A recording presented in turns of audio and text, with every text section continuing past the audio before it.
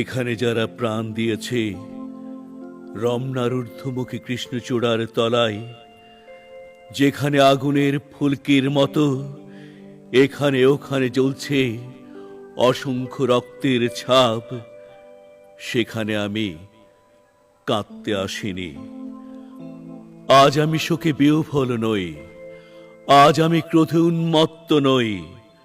আজ আমি প্রতিজ্ঞায় অবিচল। যে শিশু আর কোনোদিন পিতার কোলে ঝাঁপিয়ে পড়ার সুযোগ পাবে না, যে গৃহবধূ আর কোনোদিন তার স্বামীর প্রতীক্ষায় আঁচলে প্রদীপ ঢেকে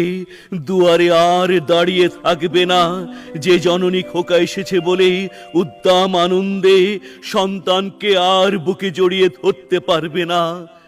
যে তরুণ মাটির কোলে লুটিয়ে পড়ার আগে বারবার বারবার একটি প্রিয়তমার ছবি চোখে আনতে চেষ্টা করেছিল, সে অসংখ্য ভাই বোনদের নামে আমার হাজার বছরের ঐতিহ্যে লালিত যে ভাষায় আমি মাকে সম্বোধনে অভ্যস্ত, সেই ভাষা ও স্বদেশের নামে এখানে এই বিশ্ববিদ্যালয়ের উন্মুক্ত প্রাঙ্গণে আমি তাদের